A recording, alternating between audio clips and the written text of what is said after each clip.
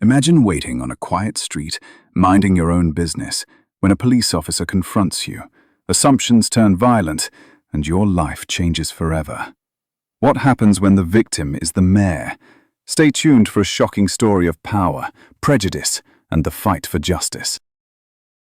David Carter stood beneath the gentle light of a street lamp, smoothing his suit jacket while waiting outside a high-end boutique. The shop had long since closed, its dark windows mirroring the deserted street. He checked his phone, irritation growing as time dragged on. Ethan Parker, his aide, was late once more. Resting against the glass, David scanned the road for Ethan's vehicle when the sound of heavy footsteps caught his ear. "Hey!" a sharp voice snapped. David glanced up, spotting a white police officer approaching, his hand firmly on his belt. The officer's stare was piercing, laced with distrust as he assessed David from top to bottom. David knew that stance, that expression. He'd faced it before. "What's your business here?" the officer demanded, his voice more suspicious than inquisitive. David stood tall, sliding his phone into his pocket. "I'm waiting for someone," he replied calmly.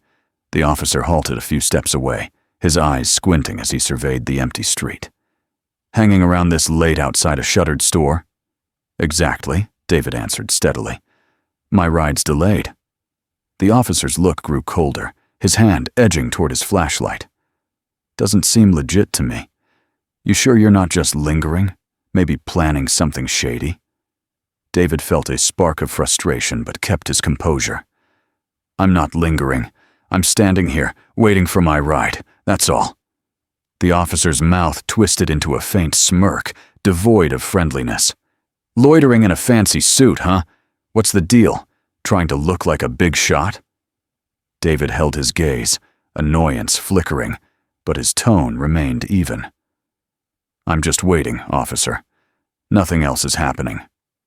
The officer stepped nearer, his demeanor growing more intimidating. "That's not how it looks. You stick out here, alone at this hour. You sure you're not casing the place?" David's pulse quickened. He'd been in moments like this before, where words didn't matter, and biases shouted louder than logic. "No need for accusations. I'm not breaking in. I'm waiting for my ride, as I said." The officer stood firm, his eyes fixed on David, challenging him to speak further. "Got any ID on you?" David's jaw tensed. He wasn't going to cave so quickly. "I don't need to show ID. I'm not doing anything illegal." The officer's face darkened, his hand lingering near his belt. "That's not your call. When I ask for ID, you hand it over. Or are you hiding something?" David inhaled deeply, struggling to contain his irritation. "I've explained what I'm doing. That should suffice. This doesn't need to escalate." The officer's posture stiffened, his voice lowering.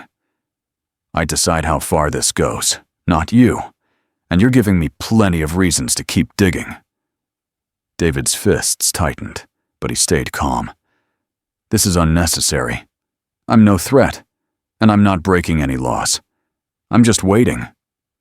The officer closed the gap, now inches from David.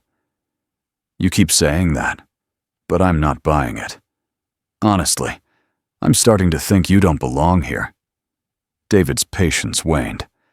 "I have every right to stand here."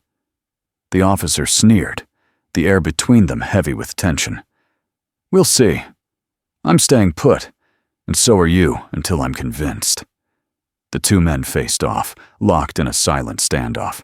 David felt the pressure of the moment bearing down, the officer's distrust, the unspoken menace in the air. He glanced down the street, hoping for Ethan's car, but the road stayed empty. Time crawled as the officer loomed, watching, waiting for David to slip. The silent street felt stifling, the street lamp's glow casting stark shadows on the pavement. David sensed this wasn't finished. Not yet. The officer's hand stayed on his belt, his eyes never leaving David. "I'm keeping an eye on you," he growled, his tone low and menacing. David stayed silent, his gaze hardening as he met the officer's stare. There was nothing left to say. for now. They stood there, two men trapped in a wordless conflict, neither backing down as the chilly night wore on. David held his ground, his body rigid as the officer refused to relent. Time dragged, and Ethan still hadn't arrived. The tension was electric, as if the night itself crackled with it. "I've made myself clear," David said, his voice steady despite rising frustration. "I'm waiting for someone. There's no cause for this." The officer stepped closer, his hand still on his belt, where handcuffs and a flashlight hung. "I don't care what you say," he shot back, his tone icy and dismissive. "Something about you just doesn't add up." David's fists clenched, but he kept them at his sides. "What's wrong? That I'm here in a suit, or that you think I don't fit in this area?" The officer's eyes sparked with anger. "Watch how you talk. I'm the one asking questions here." David's heart raced, but he forced himself to stay composed. "You're interrogating me for no reason. You've been here 10 minutes. If I were up to something, you'd know by now." The officer's lips curled into a smirk. "I've figured out plenty. People like you think you're too clever to get caught. But you're not. I see through this, hanging around, waiting for a chance to hit a place like this." David couldn't restrain himself any longer. "Hanging around? That's your angle? I'm waiting for my aid. That's it. You're harassing me and now scrambling for excuses to make it worse." The officer's smirk faded, replaced by a steely glare. "Harassing you? I'm doing my job, stopping people like you from stirring up trouble in areas like this." David advanced a step, his voice sharp. "People like me? Care to clarify what you mean?" "You know exactly what I mean," the officer barked, his voice rising. "You act all cool, like you're innocent. But I've seen your type. A suit doesn't change what you are." David's chest pounded, his anger surging. "You don't know anything about me." "I know plenty," the officer retorted. "You're just another troublemaker who thinks he can talk his way out." David took a deep breath, fighting to stay in control. "I haven't broken any laws. You're the one manufacturing trouble where none exists." The officer's hand moved to his cuffs, his eyes narrowing. "You're about to cross a line." "What line?" David asked, his tone firm and pointed. "The one where I refuse to let you intimidate me for standing on a public street?" The officer's grip on the cuffs tightened. "You think you're clever, huh? You think you can backtalk me? I'm in charge here, not you." David's blood boiled, but he stood firm. Authority doesn't give you the right to harass people without cause. The officer stepped forward, now inches from David's face. "I don't need a cause if I feel threatened. And right now, I don't like your attitude." David sensed the situation spiraling, the officer's hostility growing with every word, but he refused to yield, not this time. "Threatened?" David asked, incredulous. "I'm unarmed, waiting for a ride, and you're threatening to arrest me? That's not how this works." The officer's jaw tightened, his hand hovering over the cuffs. "I decide how this works. You're done talking." David squared his shoulders, locking eyes with the officer. "I'm not done until you stop treating me like a criminal." The officer's eyes burned with rage, and without another word, he reached for the cuffs. "That's it. You're under arrest." David's heart pounded as he saw the officer's hand move, the cuffs glinting under the street lamp. This was it. It was happening, and he couldn't stop it. David's heart raced as the officer seized the cuffs, the steel flashing in the faint light. The gravity of the moment hit him like a wave. He couldn't let this unfold, not like this. Reflexively, he stepped back, hands raised. "You can't do this," he said sharply, anger and fear blending in his voice. "I've done nothing wrong." The officer's eyes blazed, his hold tightening on David's arm. "You just went too far. Don't fight me." David yanked his arm free, his pulse hammering. "I'm not fighting. But you're not arresting me without cause." The officer's face contorted with irritation, his hand darting out again, this time with greater force. He grabbed David's wrist, jerking him forward roughly. "You think you're untouchable? Guess again." David struggled to break free, his movements swift but restrained. "Let go of me!" The officer's temper snapped. "You want to fight? Fine," he spat, his voice dripping with malice as he shoved David hard against the boutique's window, the glass shuddering. David's shoulder slammed into the cold surface, pain shooting through him. "Get off me!" David fought to twist away, his muscles taut with adrenaline. The officer pressed closer, pinning David against the window, his breath hot on David's neck. "I told you to stop fighting," he growled. David's breaths came in gasps as he pushed against the officer, his mind racing. How had things escalated so fast? "I'm not fighting. You're taking this too far." The officer's grip tightened, his fingers digging into David's arm. "Enough games." Without warning, he swung his fist. The punch struck David's jaw, a brutal blow that sent him staggering.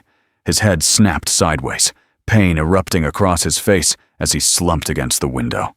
His vision blurred briefly, the world tilting. David gasped, his hand flying to his face, the sting of the hit radiating through his skull. He struggled to steady himself, his mind reeling from the shock. "You had to push it," the officer muttered coldly. He grabbed David again, this time slamming him face first into the glass with more force. "Now you'll learn," David groaned, his chest pressed against the window, the officer's rough hands wrenching his arms behind him. "You can't do this," he panted, his voice strained through the pain. "Watch me," the officer snarled, twisting David's arms back.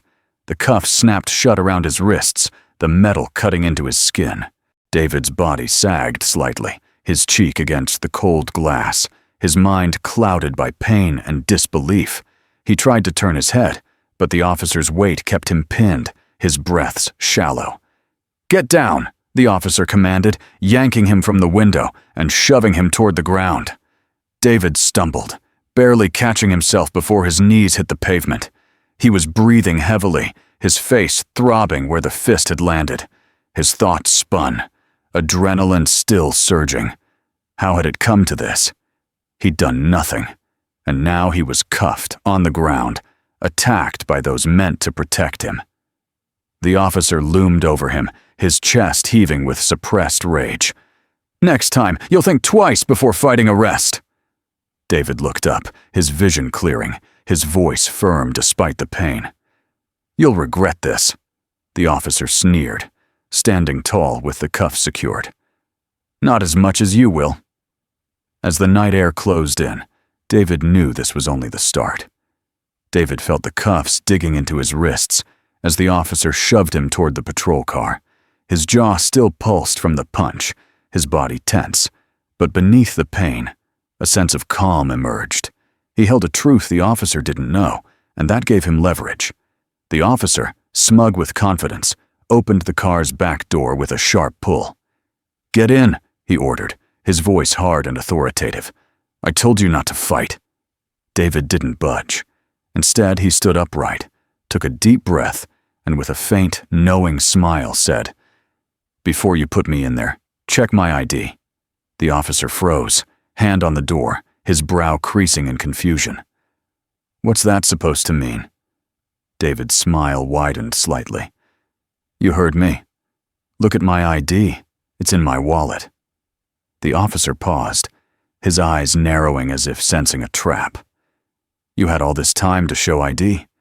Now you want to play nice?" David met his stare, his voice steady and confident. "Check it. You'll want to know who you've cuffed before this gets worse for you." The officer's certainty wavered, but he wasn't convinced. "Fine, let's see it," he grumbled, reaching into David's pocket and pulling out his wallet. He flipped it open, extracting the ID card. For a moment, he stared at it, his face blank. Then, as the details sank in, his expression paled. The name, the title, it all clicked. His eyes flicked from the ID to David, shock and panic crossing his face. You're... Exactly, David said, his voice calm and deliberate. I'm the mayor of Springfield. The officer's face drained of color, the reality of his actions hitting him. He glanced at the ID again, as if it might change, but it didn't. He had just attacked and detained the city's top official. His hands shook as he fumbled with the cuffs, his earlier bravado replaced by panic. Sir, I didn't know. I didn't realize. David cut him off, his voice sharper now, commanding. You didn't realize because you judged me without thinking. Your bias blinded you, and now you're in deep trouble. The officer's face flushed with shame and fear as he rushed to unlock the cuffs, freeing David's wrists. I'm sorry, sir. I didn't mean. David's voice rose, his eyes burning with controlled anger. You didn't mean to hit me? Didn't mean to slam me against that window and treat me like a thug? The officer stammered, desperate to salvage the moment. Sir, I thought you were... You thought, David snapped, cutting him off. That's the issue! You didn't think! You saw me and decided I didn't belong here because of how I looked! That's what you did! The officer faltered, stepping back as David advanced, his voice unwavering. Do you even grasp the mess you've made? Do you understand what this means for you? The officer's eyes widened with fear. Sir, I'm sorry. I didn't mean for it to go this far. You didn't mean for it to go this far. David's voice was icy, slicing through the weak excuse. This is what happens when you let prejudice guide you. You're supposed to protect, not attack and profile. The officer swallowed hard, his face ashen, his hands trembling. I messed up. Messed up? David's voice was low, deadly serious. You think that fixes this? You think saying sorry undoes what you did? The officer couldn't meet David's gaze, his confidence crumbling under the weight of his mistake. David stepped back, exhaling slowly. Give me your badge number. Now. The officer stumbled over the number, his voice barely audible as he recited it. David pulled out his phone, noting it calmly before giving the officer one final look. You'll hear from me again, David said, his tone final. And next time, it won't be this easy for you. With that, he turned and walked off, leaving the officer frozen with fear and regret. As David moved down the quiet street, his mind raced forward. This wasn't just about him. It was a sign of a deeper issue, one he could tackle as mayor. And after tonight, change was coming, no matter what. David strode quickly down the street, the night's events weighing heavily on him. His jaw still ached from the officer's blow, and his wrists stung faintly from the cuffs. But more than the physical pain, it was the fury simmering inside that drove him forward. He couldn't let this pass. Turning the corner, he pulled out his phone, his fingers trembling slightly.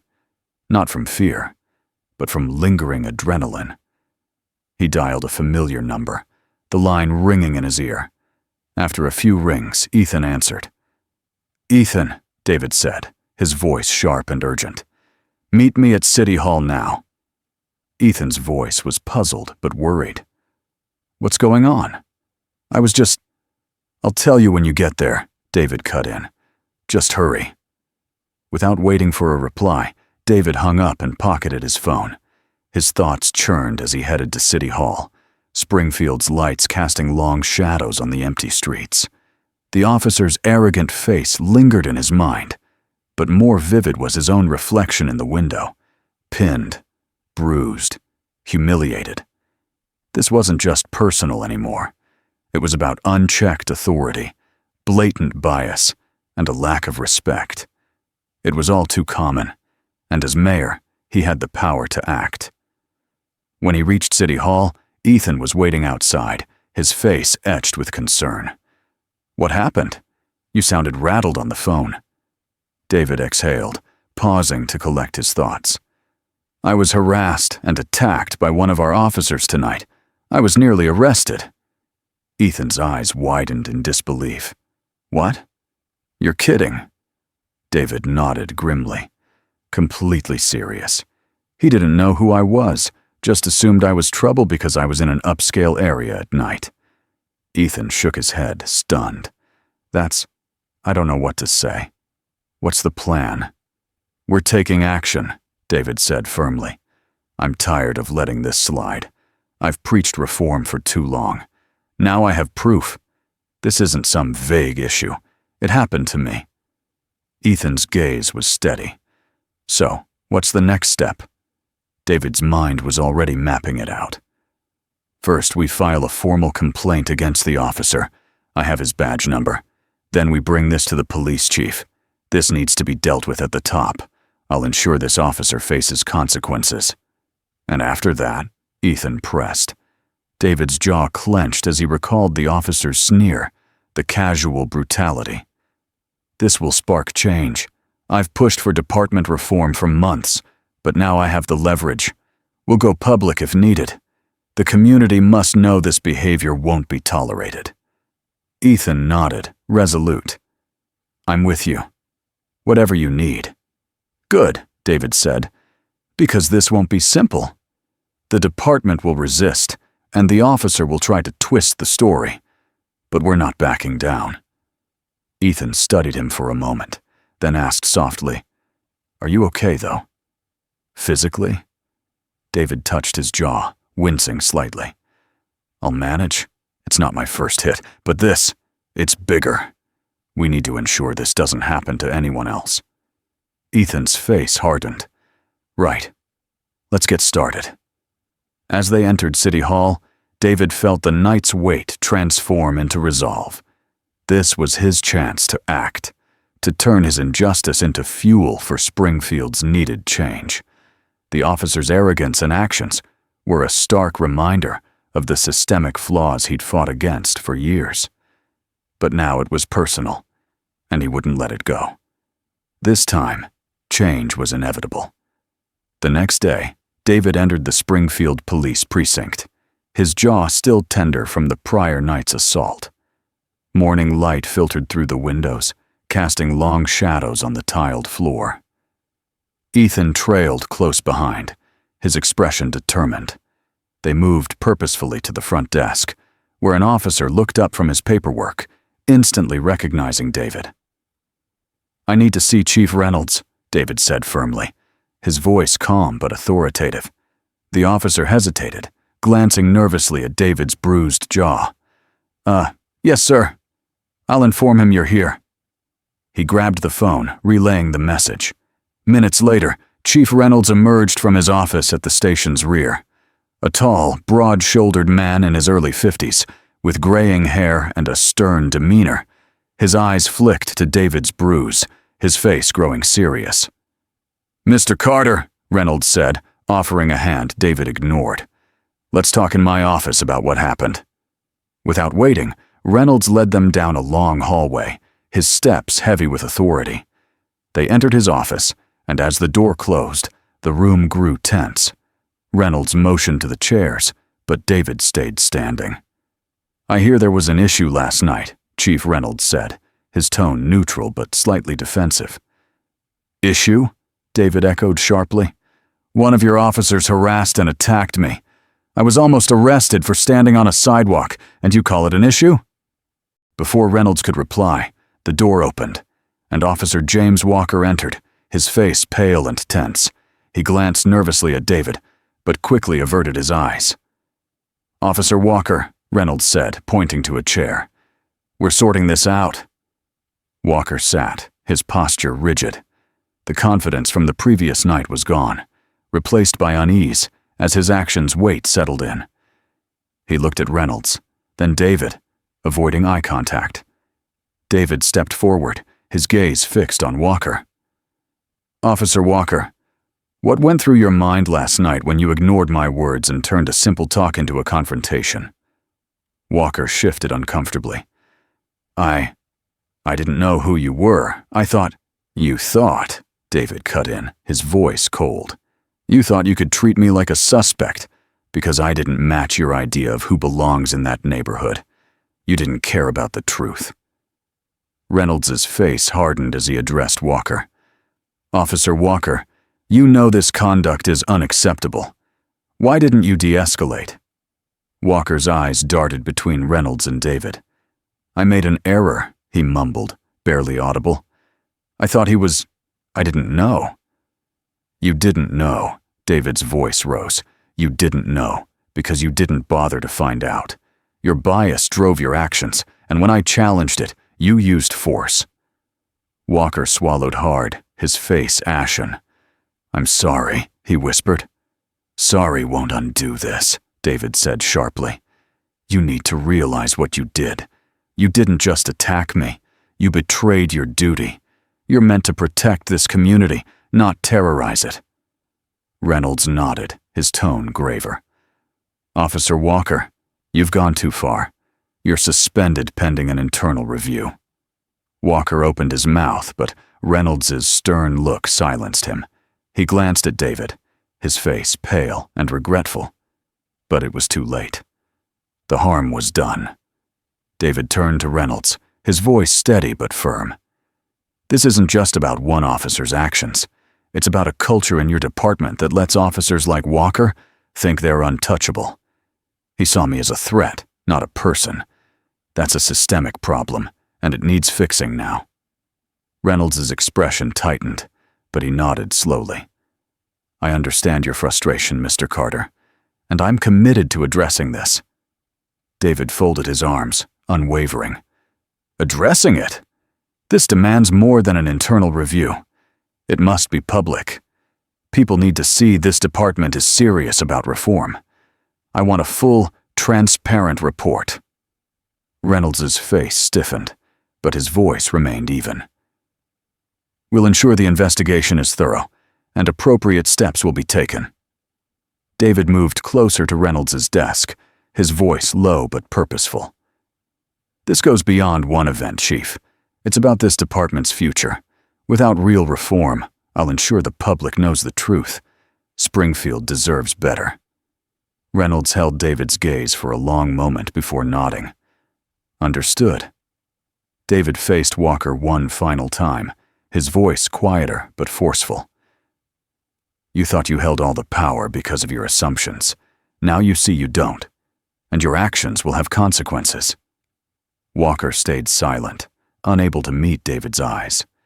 Without another word, David left the office, Ethan close behind. The air outside felt fresher, but David knew the fight for justice and reform was just starting, and he wouldn't stop until change was real. As they left the precinct, David felt the momentum shifting in his favor. Now was the time to ensure the system changed for good. David exited the precinct with a focused mind, his steps steady as he and Ethan headed to the car. The crisp morning air filled his lungs as he processed the magnitude of what had happened. He'd set accountability in motion, but this was only the start. True reform would demand more than a single meeting with the police chief. Ethan broke the silence as they reached the car. Think they'll follow through? They'll have no choice, David said, settling into the driver's seat. This can't be buried. Not now. Ethan nodded, still concerned. What if they pin it all on Walker, suspend or fire him, but leave the system untouched? David's grip on the wheel tightened. That won't happen. We won't let them off that easily. As they drove through Springfield, David's mind raced. The weight of his role pressed on him, but it also spurred him on. This wasn't just about last night. It was about a flawed system that led to that moment. His reform plans couldn't wait. Ethan glanced at him, worry lingering. We need to stay ahead. Once this story breaks, it'll explode. We need to control the narrative, David agreed. We'll go public, but on our terms. The people need the truth, straight from me. At City Hall, David had a plan forming. He moved swiftly to his office, focused on the next steps. Get the media ready, he said, sitting at his desk and checking the time. I want a press conference this afternoon. No delays. We'll lay out what happened, our actions, and stress transparency in the investigation. Ethan nodded, dialing his phone. You'll share everything? David paused, considering. Yes. The full truth is necessary. We can't sugarcoat this. Ethan hesitated, phone in hand. Will you name the officer? Not yet, David said. The investigation needs to proceed, but I'll make clear what he did and why it's wrong. Hours later, the press gathered outside City Hall. Reporters, cameras, and citizens filled the area, awaiting David's words. He felt the tension rising, Springfield buzzing with speculation. Ethan entered his office, phone in hand. Everything's set. The press is ready. Sure you want to reveal it all? David adjusted his tie, his jaw still bruised. It's the only way to show how serious this is. Ethan nodded. Let's do it. As David stepped to the podium outside City Hall, the crowd hushed. Cameras flashed, microphones rose, and all eyes were on him. He took a deep breath, embracing the moment's weight. Good afternoon, David began, his voice steady and firm. I'm here to address an event last night involving a Springfield police officer and myself. The crowd stirred, anticipation growing. Last night, I stood outside a store, waiting for a ride, when an officer approached. Despite my clear explanation, he grew aggressive, judging me based on assumptions. David paused, letting his words resonate. He accused me of loitering, of criminal intent, simply because I didn't fit his view of who belongs there. When I explained calmly, he escalated. He struck me, cuffed me, and nearly threw me into his car. A murmur spread through the crowd, shock sinking in. I didn't resist, David continued, his voice strong. I was calm, honest, respectful, but that didn't matter. He judged me by appearance, not my words, and acted on that bias. David glanced at Ethan, who nodded encouragingly. He faced the crowd, his voice passionate. Only when I told him to check my ID did he realize who I was. Then everything changed. He panicked, uncuffed me, apologizing, aware of his error. But this isn't just about me. It's about systemic flaws in our police department. He leaned forward, gripping the podium. This isn't about one officer. It's about a culture that permits such judgments. It's about a system that lets people be treated as suspects based on looks, not actions. This is why we fight for change. The crowd was silent, absorbed. This officer's actions will be fully investigated, David said, and I'll ensure it's transparent. Springfield's people deserve to know what happens in their police force, and I won't let this fade away. David paused, eyeing the cameras. But this is bigger than one case. It's about lasting change in our department. I've fought for reform for years, and last night showed why it's vital. No one should endure what I did. Reporters shouted questions, their voices rising. David raised a hand, quieting them. More will come as the investigation progresses, but know this. This isn't the end. It's the start of real change. I won't stop until every Springfield resident, regardless of who they are, trusts they'll be treated fairly by those sworn to protect them. David stepped back, Ethan meeting him at the steps, his face serious. That was powerful, Ethan said quietly. But you did what was needed. David nodded. It's time for Springfield to wake up. We've discussed reform long enough. Now we make it happen. As they returned to City Hall, David felt leadership's burden keenly, but he also felt renewed purpose. This was his moment to push for Springfield's needed reforms. He wouldn't stop until the system changed for good. David sat in his City Hall office, gazing out at Springfield through large windows. The press conference had rocked the city's leadership, and calls poured in. Council members, organizations, residents, all seeking details, expressing anger or support or urging faster action. Springfield was stirring, but the road ahead was daunting. Ethan entered, phone in hand. You're getting major attention. Social media's on fire, and the press is relentless. David sighed, rubbing his temples. Good. We need the pressure. People must see how critical this is. Ethan nodded, approaching the desk. I've talked to community leaders. They're behind you but want concrete steps. They're asking about your reform plans. David nodded, his mind racing. We start with Walker's investigation, but that's just the beginning. We need systemic change, stronger oversight, better training, stricter accountability. Ethan's face was serious. Agreed. But the police union will fight hard. They're already countering your statements, claiming you're rushing judgment. I don't care about the union's complaints, David said firmly. If they won't reform internally, we'll force it externally. This isn't fading. Before Ethan could reply, a knock came, and David's assistant entered. Mr. Carter, Chief Reynolds is here. David glanced at Ethan, then nodded. Let him in. Chief Reynolds entered, his usual swagger subdued. He gave a curt nod to both men before sitting across from David's desk. A tense silence followed as their eyes met. Mr. Carter, Reynolds began, his tone polite but defensive. I saw the press conference coverage.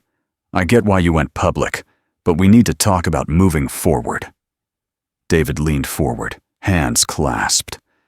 What's to discuss? The officer's actions were indefensible. The investigation must be swift, with consequences. Reynolds shifted.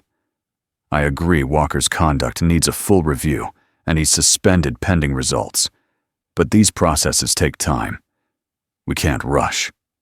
David's face hardened. I'm not asking for a rush, Chief. I'm demanding accountability. The public needs transparency, no delays, no excuses. Reynolds frowned. I've served this department for over 30 years.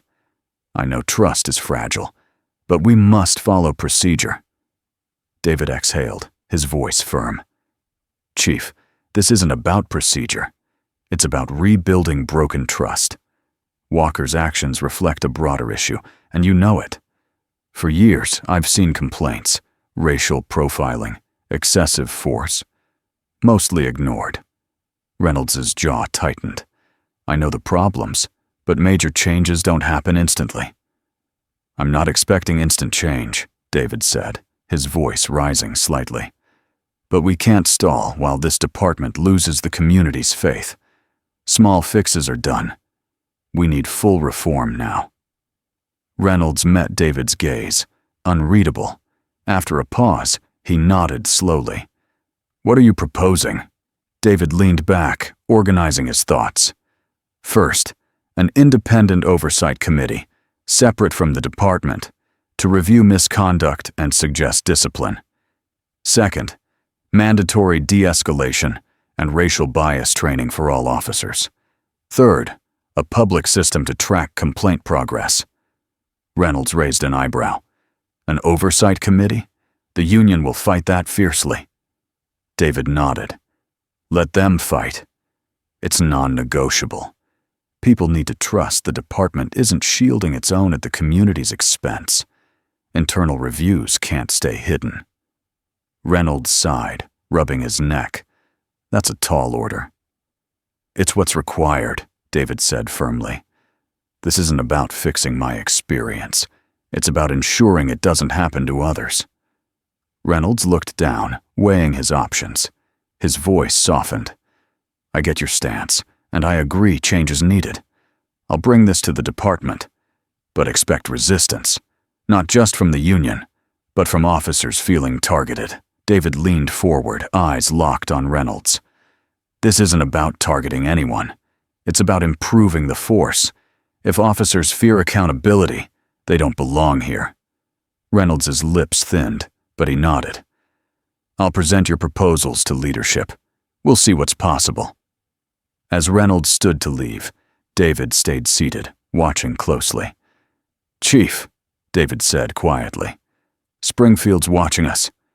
Don't let this chance for change slip away. Reynolds paused at the door, turning back. I won't, he said, his tone sincere. We're in this together, like it or not. When Reynolds left, the room fell silent, and Ethan exhaled sharply. Think he'll deliver? David touched his tender jaw. He'll have to. We're too far in to let this collapse. Ethan nodded, pacing. What's next? David rose, gazing out at Springfield. We keep pushing. Rally the community. Stay visible. Keep the pressure on until reforms are real. This isn't about one officer. It's about fixing the system. Ethan crossed his arms, a faint smile appearing. You're ready for this fight. David's smile was grim. I've been ready for years. As the sun set over Springfield, David knew the battle was just starting. But for the first time, he felt real change was within reach. The next day, David pressed forward. The press conference had ignited citywide discussions, on streets, in offices, on every news channel. Pressure on the police department was mounting, and David knew resistance from the union and leadership would soon intensify. In his office, he reviewed reform proposal documents. Ethan entered, tense but focused. I spoke with council members. The public supports your reforms, but some are hesitant. David nodded. Expected. Who's resisting most? Ethan sighed. Council members tied to the police union are wary. They fear political fallout. No time for caution, David said firmly. This isn't politics. It's about change. They're politicians, though.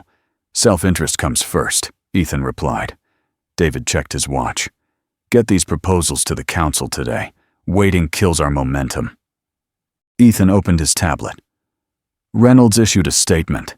He supports the investigation but says reforms can't weaken officers' ability to work. David's jaw tightened. That's a stall tactic. Ethan agreed. Exactly. But the community's mobilizing. Advocacy groups and leaders called all morning, demanding action. Then we deliver, David said. Arrange a meeting with the council and union leaders. We'll settle this. Hours later, David stood in a packed City Hall meeting room, the air thick with tension. Council members sat on one side, their faces cautious or supportive. Opposite were police union reps and Chief Reynolds. The union president, a burly man with a stern glare, sat arms crossed, staring at David. The meeting started formally, but David cut through. We're not debating reforms need, he said clearly. Springfield's people demand accountability. The system's broken, and we must fix it. The union president shifted. Mayor Carter, we've worked with the city, but your reforms will hamstring our officers. We can't accept that. David leaned forward. This isn't about limiting officers. It's about holding them to the standards of protecting the public. If accountability weakens your force, the problem's with the force, not the reforms. Reynolds cleared his throat. We support better training, especially de-escalation, but an oversight committee will create friction. Officers will feel second-guessed by outsiders who don't know the risks. David gave him a sharp look. People don't trust your department to fairly investigate misconduct. They need a system they can rely on, and they don't have one now. Council members shifted uneasily. Councilwoman Evans leaned forward. I agree with the mayor. Without public trust in police accountability, confidence in law enforcement will never recover. The union president's face flushed. You're not on the streets. Our officers risk their lives daily. You sit in offices, thinking you understand. David's voice was steady. I know Springfield can't handle another incident like mine, or worse. Every day we delay, we risk lives. Silence fell. Reynolds spoke, more measured. What exactly do you propose? David outlined swiftly, leaving no room for stalling. An independent oversight committee, mandatory racial bias, and de-escalation training, public complaint tracking, and stronger accountability for profiling or excessive force. This isn't about appearances, David said. It's about improvement. The union president stood, furious. You'll crush morale. Our officers already feel under attack. David didn't waver. Morale isn't the issue when people are harassed, profiled, or worse. The system improves when officers who truly serve can work in an accountable department. Tension thickened as union reps whispered. After a pause, a council member spoke. "Let's vote. We've heard enough." An hour later, the council approved David's reform package. It was a win, but David knew it was just the start. As he left, Ethan caught up. "That was tough, but we got what we needed for now." David nodded. "The union won't give up. We need to brace for their next move." Ethan smiled. "What's next?" David checked his phone, thinking ahead. "We focus on the investigation and push harder than ever."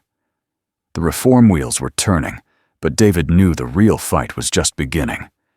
Days passed since the council approved David's reforms, but progress was slow. Too slow. The union did everything to delay Officer Walker's investigation, and Reynolds grew less responsive. Each step forward met new obstacles, and David felt the community's growing pressure. He knew the public wouldn't wait forever, nor would he. In his office, David reviewed the stagnant investigation updates. Nothing moved. The department's review was mired in red tape, and Walker's name remained unreleased.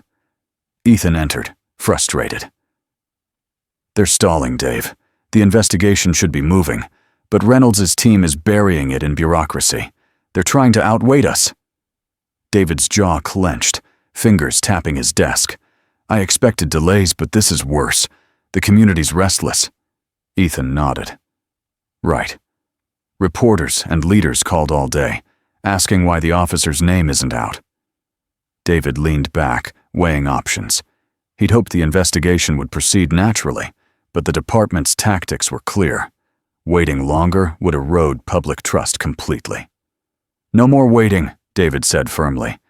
"If they won't act, we will. It's time to name the officer." Ethan's eyes widened. "Sure about that? You know the backlash you'll face." David stood, pacing. "People deserve to know who did this to me. The department's protecting him, and that's why we're stuck. They think procedure shields them. Not anymore."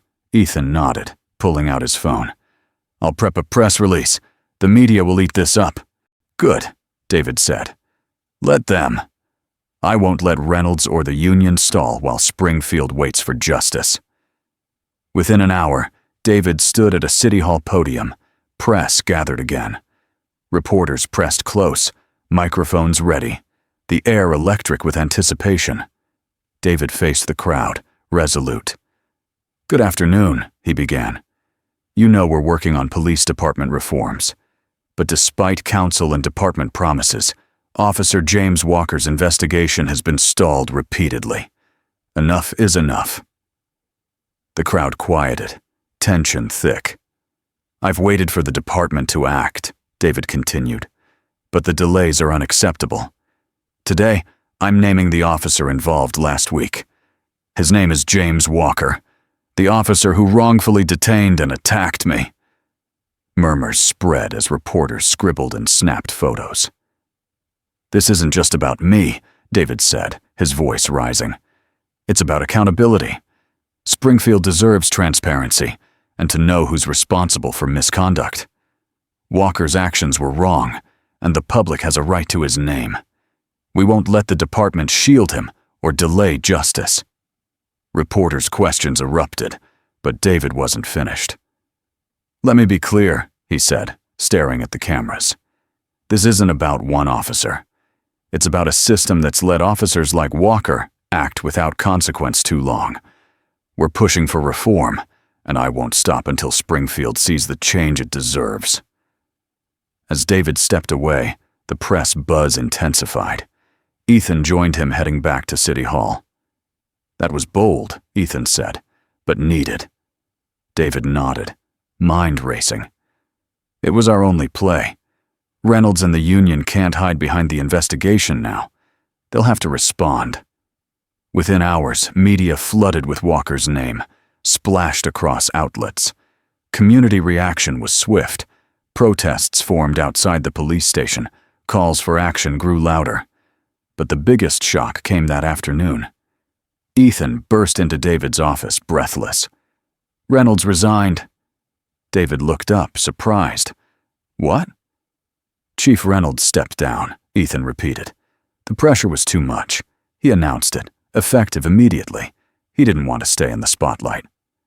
David leaned back, processing. He'd expected pushback, not retreat. But this was a win, sooner than anticipated.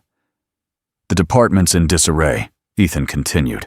The union's scrambling, and the community's demanding answers. David nodded slowly.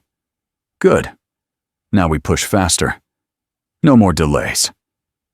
Reynolds' resignation was a turning point, and David knew it. With Reynolds out, the department was exposed, and reform momentum was his. The road was long, but real change felt closer. With Reynolds' exit shaking Springfield, David didn't pause. The police department faced unprecedented scrutiny, and the city needed decisive action. The next step was the review board's decision on Officer Walker, but David refused to stay on the sidelines. In his office, reviewing reports, Ethan entered with news. The board's meeting next week, he said, handing David a folder. They'll decide Walker's fate with the department. David skimmed the folder. I want to be in that meeting. Ethan blinked, surprised. You want to join the review board? They won't like it. It's supposed to be internal, department and union only.